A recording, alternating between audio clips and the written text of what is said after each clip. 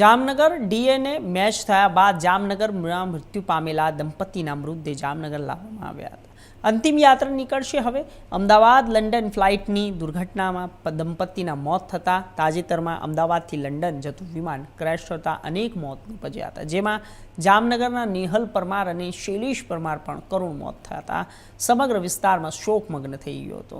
બંનેના મૃતદેહ જામનગરમાં આવતા જ પરિવારમાં કાળો કલ્પાત મચી ગયો હતો.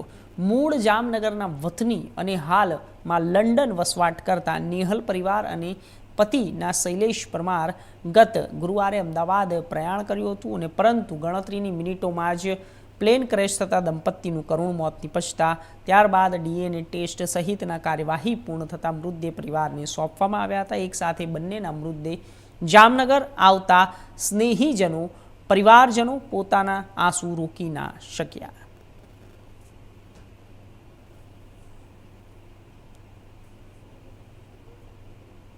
આપણે સૌ ના વિચારી શકીએ એવી વિમાન દુર્ઘટના આપણે સૌએ જોઈને એમાં આપણા નાગરિકો, આપણા પરિવારજનો ને આપણે સૌએ ખોયા. એમાં પૂર્વ મુખ્યમંત્રી શ્રી વિજયભાઈ હોય કે અહીં જામનગર ખાતે પણ એવા બે પરિવારો એટલે શૈલેષભાઈ પરમાર ને એમના પત્ની ધર્મપત્ની નેહલબેન પરમાર, જેઓ લંડન વતની હતા અને લંડન પાછા જતા હતા. સાથે રિધિબેન અને એમના સુપુત્ર 4 વર્ષનો એમનો દીકરો શ્રેયાંશ આ ભાણવડના વતની હતા અને તે પણ યુકે વતની હોય અને પાછા જતા હતા. આ તમામને આપણે આ વિમાન દુર્ઘટનામાં ખોયા છે. ત્યારે આ બંને પરિવારોમાં આપણે સૌ જાણીએ છીએ અને બધા જ આ આખી ઘટનાથી દરેક વ્યક્તિ મને લાગે છે આટલું જ દુઃખદ છે, એટલું જ શોકમાં છે. એટલે રિધિબેનના અંતિમ સંસ્કાર પરમ દિવસે એમના મોર્ટલ રિમેન્સ એમના અને એમના સુપુત્રના આઈડેન્ટિફાઈ કરી અને ભાણવડ ખાતે કરવામાં આવ્યા.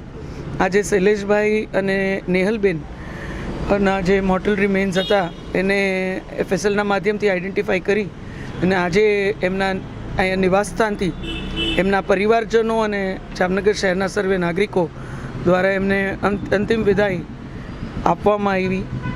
બસ ઈશ્વરના ચરણોમાં એટલી જ પ્રાર્થના કે પરિવારને આ દુઃખ સહન કરવાની શક્તિ આપે અને નેહલબેન શૈલેષભાઈની આત્માને, રિધિબેનની આત્માને ઈશ્વર સદગતિ આપે.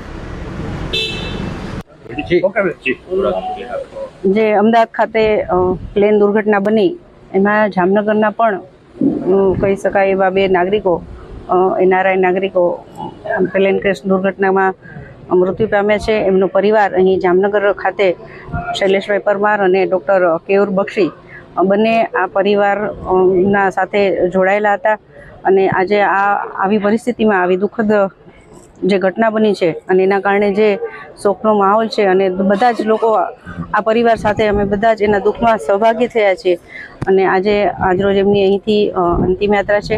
આ અંતિમ યાત્રામાં અમે બધા જ અહીં આ વિસ્તારના અમે કોર્પોરેટરશ્રીઓ, આગેવાનો, ભારતીય જનતા પાર્ટીના આગેવાનો આમાં જોડાયા છીએ અને આ પરિવારની સાથેની સંવેદનામાં પણ અમે એમની સાથે આજે આ દુઃખની ઘડીમાં ઊભા છીએ.